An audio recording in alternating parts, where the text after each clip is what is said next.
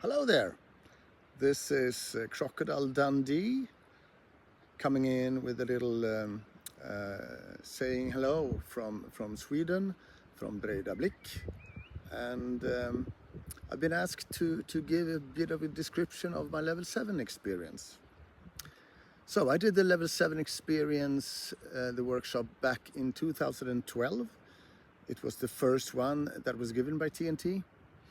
And to me it was a bit special because on my very first level 1 2 years previously, I asked Alex, if I really want to get in touch with my masculine power, what do I need to do? And then he talked about the level 7 experience or the dark room. We even had an idea that I might organize it for the first time, but that never happened.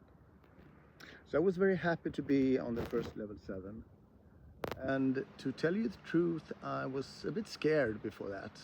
I felt that, oh my God, I'm gonna be in a little dark room for a week. Will I really take it? Can I take it mentally? Will I feel claustrophobic? I have a tendency of feeling claustrophobia sometimes when I'm in confined spaces. But overall, it was one of the sweetest, best experiences of personal development and meditation that I've ever had. One of the reasons for that was that it was so well organized. It was a super good site, roomy, airy. I know that the organizers, I guess it was Diesel, and Dexter maybe, had taken care of getting some special fans that were not so loud, that pushed some air through the venue all the time. So my experience of being down in the dark was really peaceful. It was really great. I even longed back to the dark sometimes when I got back home. I could find myself sometimes up in night and just enjoying the dark from the experience of the level 7. Another thing that I liked very much about it was the thorough description of our possible phases before the dark retreat. Alex took a full day with us explaining what could happen down there and why we were doing it. And he explained that typically you sleep a lot at the beginning and just do that. Don't resist that. And then he went on describing a method for meditation in the next phase, when we were sitting up and getting in touch with a lot of feelings. And after that, typically the brain can have stopped so much that you start getting deep insights. And when you get those, try to grab them and have pen and paper ready and take down whatever you can see. And the interesting thing for me was that my experience followed that path, well, quite exactly. I remember sleeping a lot, first probably a couple of days or one day, or you don't know exactly how long you're down there. Then I sat up and meditated a lot. I had a lot of feelings. I remember crying, laughing. I know that one of my buddies down there was quite irritated at me. He was on the couch or on the mattress next to me, hearing me cry and laugh sometimes. And then after, I don't know, maybe a few days, that also stopped. It was like I was thinking more and more slowly.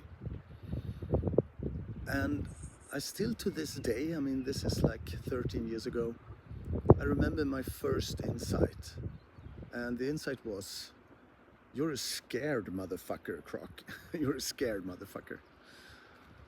And I admitted to that, but hadn't seen it so clearly before, that I'm guided quite a lot by my fears. And then the next insight fell upon me, and that's what I should work with, to guide other people through their fears. Because the way I thought about it, or the way I saw my life, is that yes, I've been having a lot of fears, I've been guided by a lot of fears, but I've also had a way of going against them, a way of challenging myself, doing a lot of things that I didn't like, for example.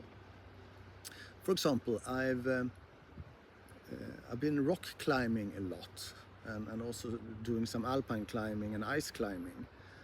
And that was something that I picked up when I studied down in France when I was around 25 or something. And at the outset, I was really scared. I was really scared just being a few meters up. And my friends at the time, they've admitted to me afterwards that they never thought that I would become a real climber. But that became quite a bit of my life, and I even worked a bit as a climbing instructor.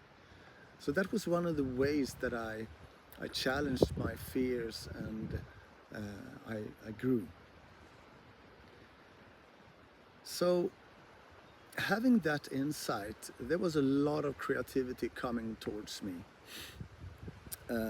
It came kind of instantly. And ever since those days, I've kind of been, not directly or not every day, but in the whole of my life, I've been guided by that. And that's been such a good support. So one of the things that came to me was that I was to hold workshops challenging people's fears. And I had an idea to do that through climbing and water, kayaking, that's another sport I do, exercises. And I set up such a workshop, and I worked on that for quite a while.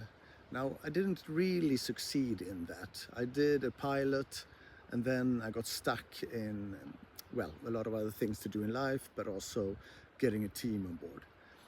But to this day, it might still be something that I will want to do.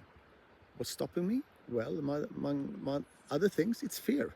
It's actually to not being able to control the environment so somebody might get hurt. Another thing that came to me very clearly is that I want to do these things on my beautiful property out here in Sweden, Stockholm, Värmdö. It's called Breidablik, and that's where I'm sitting right now by the sea. And I've really been fighting for this place. It's been a lot of financial ups and downs. And well, I still have it. I'm very happy for it. And yesterday evening, I had my whole men's group gathered here in my sauna. And I can feel that this place has really meant a lot for different people through all the coachings, the workshops, the parties, etc. that I've had here. And I can always go back to the hours down in the dark and the strong vision I had to keep it and to make it grow for people to come and visit. And the third thing that came to me was that I want to become a psychologist. I've been working a lot as a coach and instructor, primarily coaching and training salespeople around the world, but also private people. But I felt that to really make a difference in people's lives and to be able to guide them through their shit, their unconsciousness, I want to be able to work as a good therapist. So I'm doing my psychology training right now. It's quite challenging. I'm not 25 anymore, but I can still feel how that goes back to the dark room, where I had this strong feeling that is important for me if I really want to do something of value and something that I can feel is my life purpose. Of course, it hasn't been like a straight path after the dark room. On the contrary, I've been caught up in a lot of things, and I'm not maybe the best at being quick at things and being being, well, doing the right thing every day. But to me, it's been a tremendous support, always feeling that I have an idea of what I should do. I don't feel lost like I did before. I don't feel all these doubts creeping up on me. So to me, it's probably the best piece of personal development I've done. And I highly recommend it to anyone who wants to get in touch with their masculine power and have an idea about their life purpose. If you're on the fence of joining level 7, just jump off the fence and go do it. Especially if you are a predominantly masculine person. I've talked to some predominantly feminine people, like my girlfriend at the time, and she didn't really enjoy it as much as I did. She said that she got her life purpose on the way down on the on the flight to Holland, and then she didn't really enjoy being in the dark. I think there might be a difference there if you're predominantly masculine or feminine.